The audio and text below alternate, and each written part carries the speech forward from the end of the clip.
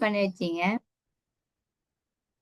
இதனால வாரது கேள்வித்தால நல்ல கேள்விகள் பாஸ் பேப்பர் உள்ள கேள்வி எல்லாம் செஞ்சு செஞ்சு ப்ராக்டிஸ் பண்ணுங்க. அப்போ உங்களுக்கு இது ஃபுல் மார்க்ஸ் எடுக்கணும். 10 மார்க்ஸ் தானே ஃபுல்லா எடுக்கலும்.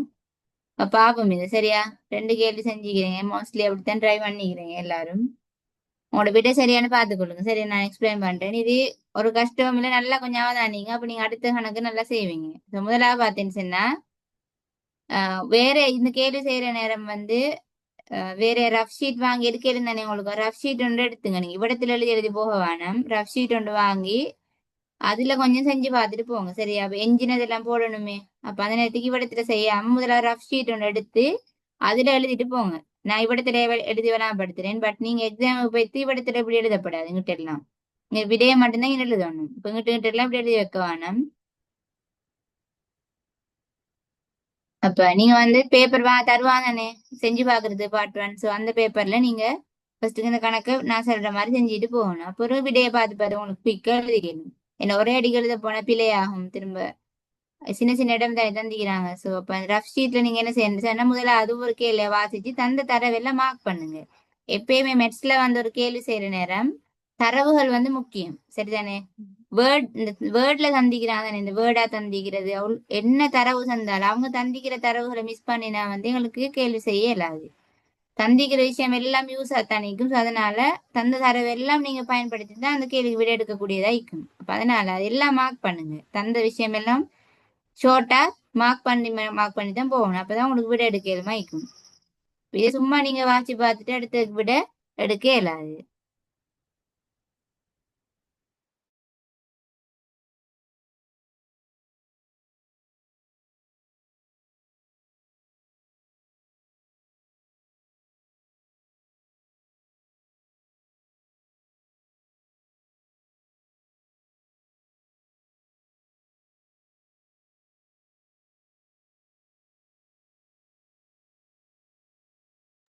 அப்ப நீங்க இந்த கேள்வி எப்படி செய்வீங்கன்னு சொன்னா இப்ப முதலா பாருங்க. ஒரு காணின் மொத்த நீளத்தில் சோ ஒரு கான் ஒண்டிக்குதாம். அதுக்கு மொத்த ஒரு நீளம் ஒண்டிக்குதானே. குறிப்பிட்ட ஒரு நீளம் முடிய ஒரு காணிக்குது.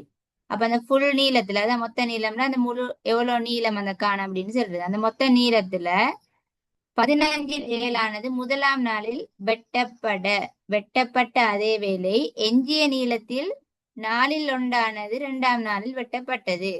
சோ முதலாவது சும்மா நோமலா கேள்வி வாசி பார்த்துருங்க. திரும்ப எகெயின் போய் வாசிச்சு தரவுகளை மார்க் பண்ணுங்க.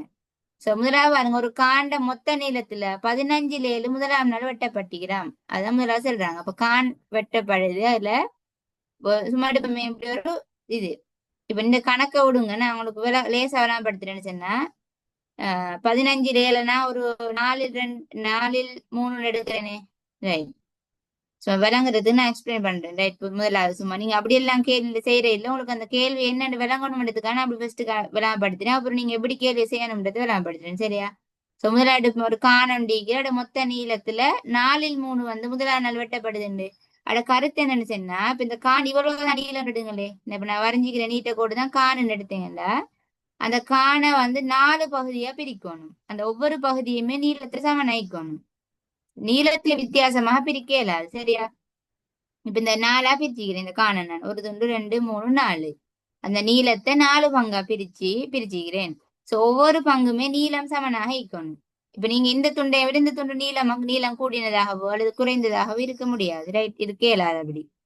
இந்த நீளம் எல்லாமே சமனாயிக்கணும். அது அந்த பின்னம் சொல்ற நேரம் பிரிக்கிற 4 பங்குமே சமநீளம் உடையதாக இருக்கணும். இல்லாட்டி பின்னத்தை அப்படி கொடுக்கல. ஒன்று நீளம் கூட ஒன்று நீளம் குறைவுண்டா அதை 4ஆ பிரிச்சு சரி செல்ல இயலாது சரியா. 4ஆ பிரிச்சு 3 பங்கு அப்படி கொடுக்குறே இல்ல. இந்த பின்னம் வரும்போது ஒவ்வொன்றுமே சமநீளமா தான் இருக்கணும். அப்படி நாங்க பிரிக்கிற பகுதி ஒவ்வொன்றுமே.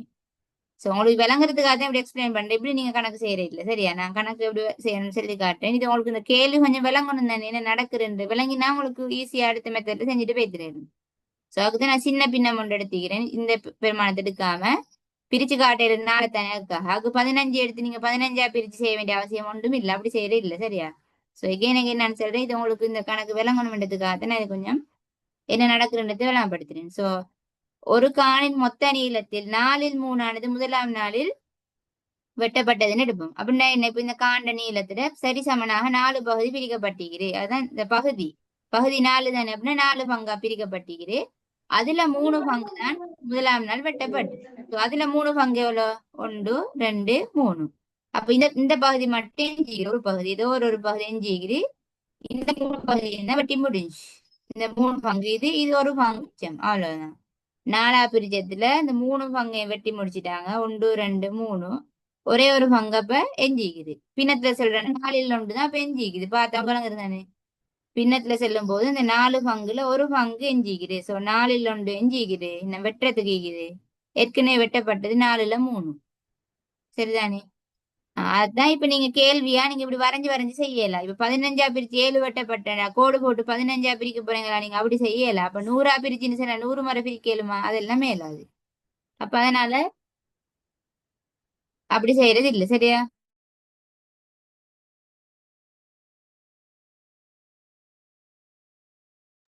சரிதானே. அப்ப நீங்க அப்படி பிரிச்சு பிரிச்சு அளவுகள் பார்த்து செய்யற இல்ல.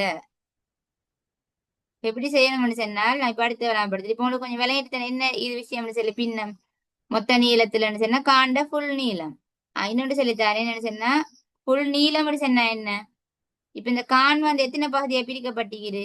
4 பங்கா பிரிக்கப்பட்டிருக்குது. அப்ப மொத்த நீளத்தை பின்னத்துல சொல்லுங்க பாப்போம் எனக்கு. யார் சரி?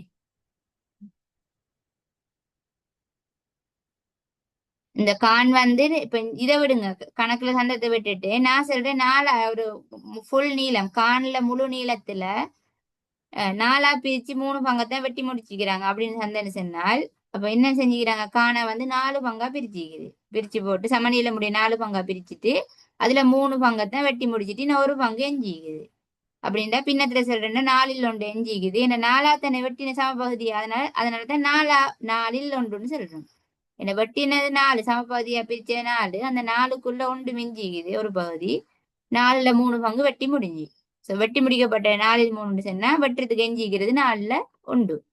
என்ன அந்த கான் பிரிக்கப்பட்டது 4 சமபகுதியா. அதனாலதான் நாங்க 4 வச்சு பகுதியாக 4 வச்சு நாங்க வெட்டப்பட்டதையும் எஞ்சினத்தையும் சொல்றோம். 4ல் 3 வெட்டப்பட்டது, 4ல் 1 எஞ்சினது. அப்ப நீங்க சொல்லுங்க பாப்போம். மொத்த நீளத்தையுமே பின்னத்துல சொல்லுங்க பாப்போம். எதுவுமே 4 எஸ் குட். 4ல் 4.